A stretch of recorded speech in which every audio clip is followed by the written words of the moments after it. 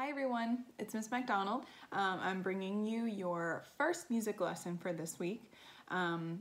As you scroll down my page, you will see 3 different lessons, starting with this one.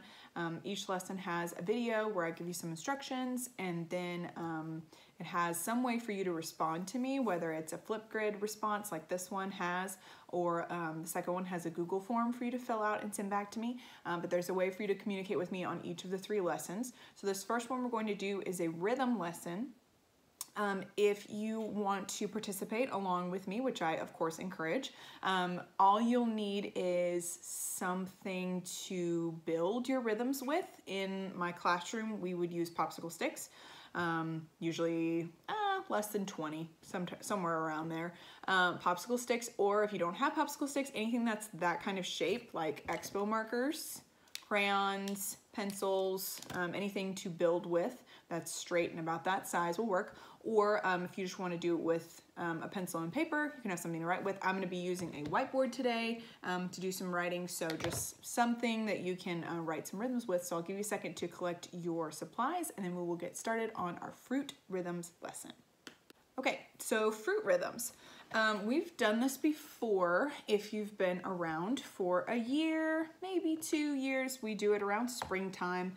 And it is basically going to be taking fruit, the names of your favorite or least favorite fruits, and turning those words into syllables, and then turning those syllables into rhythmic notation. So if you're working with a younger student, syllables is something that they definitely work with when it comes to like kindergarten and first grade English and language arts.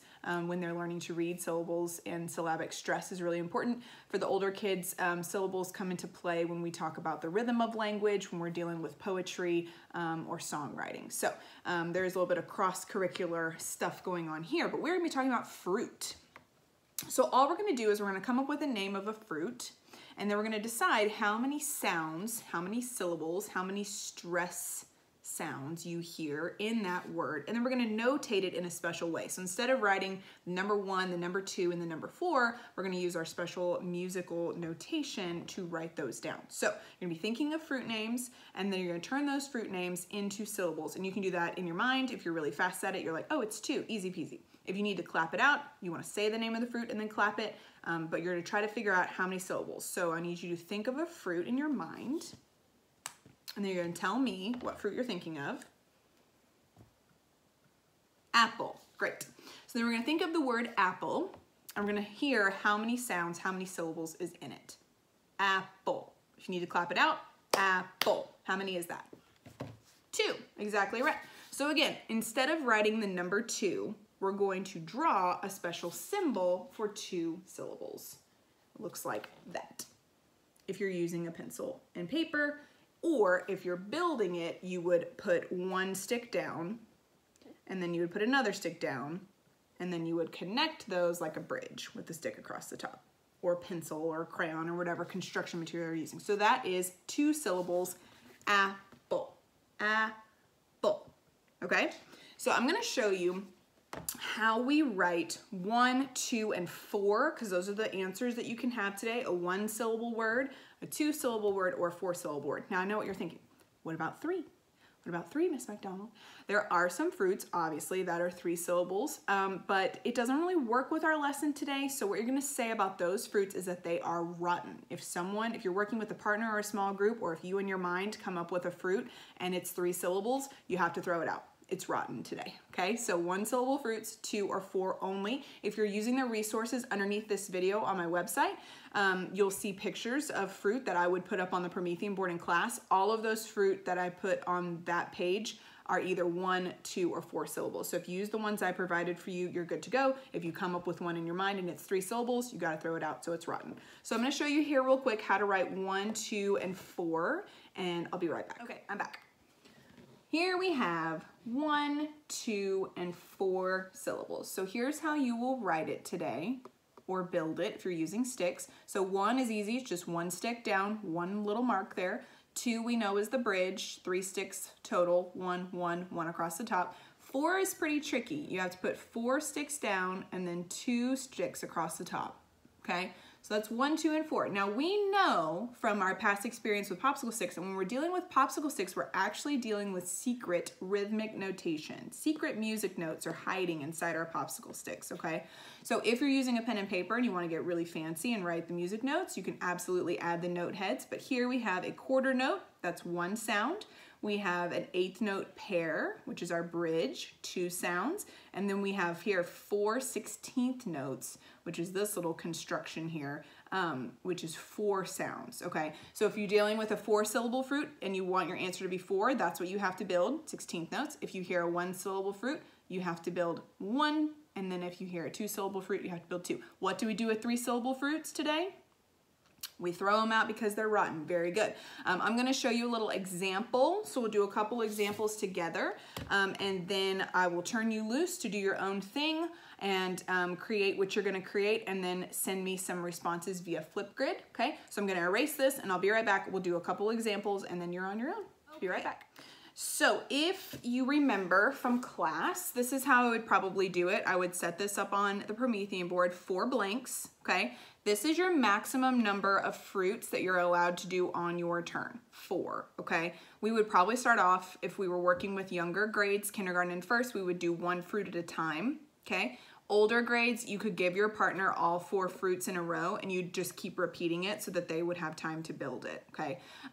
If you're a parent and you're helping out a younger student, you can just, again, go 1 fruit at a time until you get to 4 fruits, and then that's your whole answer. Or if you just want to do 1 and then erase, to another 1 and then erase, and just kind of keep it simple. But they've dealt with popsicle sticks before, so this should be familiar to them. So in just a minute, we're going to do a little practice round and fill in those blanks. There is one way that I thought you could do it that might be kind of fun. I'm going to write your 1, 2, and 4 answers here, just like I would in class, so that you remember what you're supposed to build. You can also go back to that other screen where I was holding that up to the board and pause it if you need to use that as reference, so you can remember how to write everything. But there's our 1, 2, and 4 answers for today. So this is a fun way. We can't really do this in class. This is a way that you could actually get more out of it at home, because we don't have the resources to do this in my room. We don't have tables and desks and paper. But if you're doing this in paper pencil with a group or a partner, you could actually turn this into Pictionary. So you could, if you're feeling artistic, draw a picture, maybe underneath the blank, you could draw a picture of the fruit, and then you could have your partner try to guess what you drew.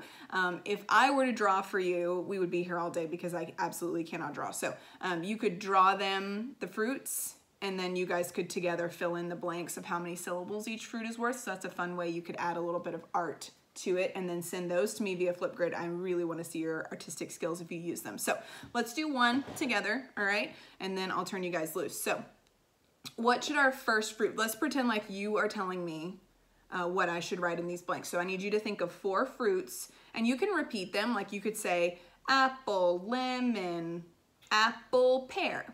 You can use a fruit more than once, okay? But you want to give 4 fruits to me. So think about your 4 fruits that you want me to write. Okay, tell them to me, all 4 of them in a row. Ready, go. Okay, great. So you want me to do grape, apple, watermelon, pear. Can't believe that I guessed exactly what you were gonna say. I'm so good. All right, so grape. That's in blank 1. That's our first fruit. How many sounds is the word grape? 1, very good. So I'm gonna write 1 line. That's very crooked. See, this is why we can't draw. All right, next blank was apple. How many sounds is apple? Apple is 2 sounds, so I'm gonna draw my bridge. Perfect. Blank 3, you said watermelon.